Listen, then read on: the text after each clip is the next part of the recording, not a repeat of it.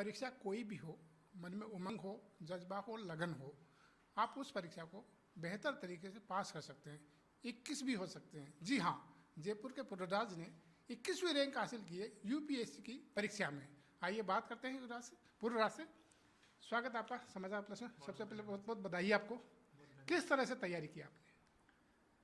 Sir, मैंने online coaching करी थी 2021 में, और यूपीएससी गाइडेंस मेरे पेरेंट्स ने दी मुझे, और मेरे जो टीचर्स थे उन्होंने दी।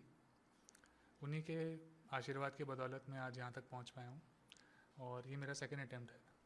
आप केमिकल इंजीनियर थे, जी।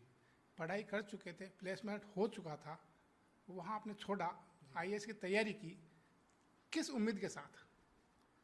सर देखिए, मेरे माइंड में बहुत क्लियर था जब मैं आईआईटी में था कि प्लेसमेंट्स में मुझे होना हो, बैठना तो है ही, लेकिन अल्टीमेटली मुझे पब्लिक सर्विस की तरफ ही प्रस्थान करना है। तो मैंने वो कॉन्शियस डिसीजन लिया आईआईटी में प्लेसमेंट के टाइम ही, और मेरा प्लेसमेंट हुआ था एक फार्मास्यूटिकल कंपनी में। मैंने वहाँ से ज्वाइन नहीं किया, और उसके बाद मैंने अपनी तैयारी लगातार जारी रखी, और आज मैं यहाँ तक पहुँच पाया हूँ। हर किसी को रहता है काम 21 हो, आपका तो रैंक भी 21 है। आपको कितनी उम्मीदें थी? सर, उम्मीदें काफ़ी थी, मुझे भी थी और मेरे पेरेंट्स को, मेरे वेल विशर्स को भी थी, और उनकी उम्मीदों की बदौलत ही जो लक फैक्टर रहता है इस एग्ज़ाम में, वो पार हो जाता है। तो मैं समझता हूँ कि मैं बहुत भाग्यशाली हूँ कि मेरे आसपास इतने लोग रहे हैं जिन्होंने मुझे इस काबिल बनाया है, और आज मैं यहाँ तक पहुँच पाया हूँ। ऐसा कौन सा क्षेत्र जिसमें आप बेहतर काम कर सकते हैं? सर, मेरे ख्याल में हेल्थ इंफ्रास्ट्रक्चर आज की तारीख में उसमें इम्प्रूवमेंट की बहुत ज़रूरत है। साथ ही साथ एजुकेशन सेक्टर में भी बहुत काम करने की आवश्यकता है।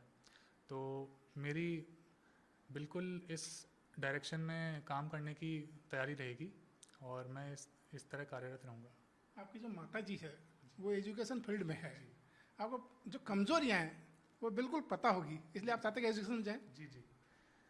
मम्मी से मेरा काफ़ी बारे में इंटरेक्शन होता रहता है कि उनके साथ के बच्चे और वो स्वयं भी किस तरह की परेशानियां हर दिन फेस करते हैं। तो परेशानियां तो मालूम ही हैं, और साथ ही एडमिनिस्ट्रेशन में जाने के बाद भी और परेशानियां मालूम पड़ेंगी, तो मैं उस तरफ कार्यरत रहूँगा। जब किसी की सफलता होती है तो सबसे बड़ी खुशी होती है माँ और बाप को। हाँ, ये पिताजी से बात करते पूर्वराज के। सर, इसने जो तैयारी की, आज जो सफलता हासिल की, किस तरह से आप देखते हैं उसको? मैं इसकी मेहनत देखता हूँ इसके अंदर, क्योंकि ये शुरू से बहुत तैयारी में एकजुट होता था, मतलब बाकी चीज़ें भूल करके ये अपना तैयारी करता था। क्योंकि जब ये 10th में जब इसने एनटीएससी क्लियर किया था, तब मुझे लगा था कि इसमें कुछ टैलेंट है। तो मैंने इसको जब पहले अटैम्प्ट में आईआईटी मुंबई में निकला ये, तो तभी से इसके मतलब मन मस्तिष्क में मैंने ये कहा कि भाई अगर बेहतर तरीके से अपन तैयारी करें तो प्रशासन को अपन अप्रोच कर सकते हैं उस तैयारी में। तो कोविड पीरियड में थोड़ा सा इसको वक्त मिला, हमारे साथ ये रहा, और कंटिन्यूटी ने हम लोगों ने इसको भी काउंसलिंग वगैरह करते रहते थे बीच बीच में। तो इससे इसके दिमाग में एक था कि क्लियर विजन आ गया कि हाँ, मुझे प्रशासन में जाना है। आपने किस तरह से मदद की इसी तैयारी में? मदद में मैं संसाधन ही प्रोवाइड कर सकता था, बाकी जो इथिक्स इसके पीछे जुड़ा रहता है, जो भी मैं साहित्य या कुछ चीज़ें पढ़ता था तो वो इसके साथ शेयर किया करता था। हालांकि समय मुझे कम मिलता था, लेकिन जब भी मुझे वक्त मिलता था मैं उसको बताता था। पूर्वराज की माता जी हमारे साथ है। माता जी, आप स्कूल में टीचर भी हैं, आपको लगता था कि पूर्वराज की जो तैयारी है वो बेहतर तरीके से, आपने किस तरह से काम किया उसके लिए?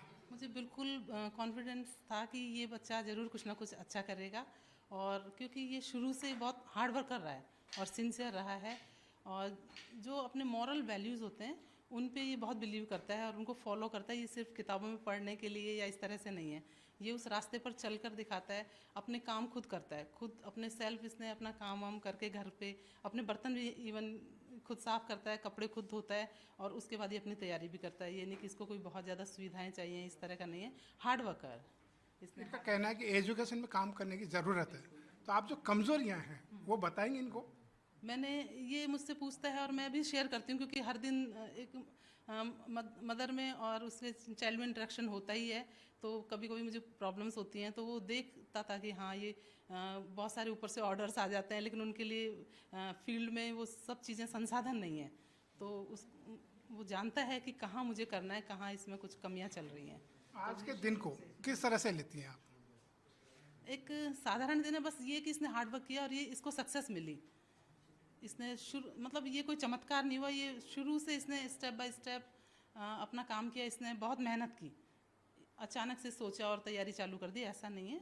बहुत पेशेंस रखा और इसने बहुत हार्ड वर्क किया है, तो इसको ये सक्सेस मिली है। तो मैं इसको बहुत साधारण लेती हूँ कि अच्छे रास्ते पे चलो और अच्छा काम करना है। राज, एक अंतिम सवाल, आज के बच्चों में तनाव बहुत होता है परीक्षाओं को लेकर के, आप क्या सुझाव देंगे उनको? देखिए, तनाव होना आजकल काफ़ी आम बात बन चुकी है, क्योंकि इतना पीयर प्रेशर रहता है उनके। तो इस मामले में पहला सुझाव तो ये होगा कि आप सही समझ के अपनी स्ट्रीम चुनें। स्ट्रीम का चुनाव सही चुनाव बहुत ज़रूरी है। दूसरा ये होगा कि आपके आसपास के जो वेल विशर्स हैं, आपके फ्रेंड्स हैं, एक ऐसा सर्कल बनाइए जिनसे आप रेगुलरली टच में रह सकते हैं, क्योंकि अगर वो सर्कल नहीं होता है तो आप अपनी परेशानियों को खुद कोप अप नहीं कर पाते। तीसरा सुझाव ये होगा कि जो भी आप पढ़ रहे हैं या फिर जो भी आप ग्रहण कर रहे हैं जिन शिक्षकों से, उनसे भी टच में रहिए आप, क्योंकि वो केवल आपको पढ़ाने के लिए नहीं है, वो आप में मॉरल वैल्यूज़ भी इनकलकेट करते हैं और आपके साथ एक ज़िंदगी भर का जुड़ाव लेते हैं वो। तो ये 3 चीज़ें अगर शायद फॉलो की जाएं तो इस परेशानी से मुक्त हुआ जा सकता है।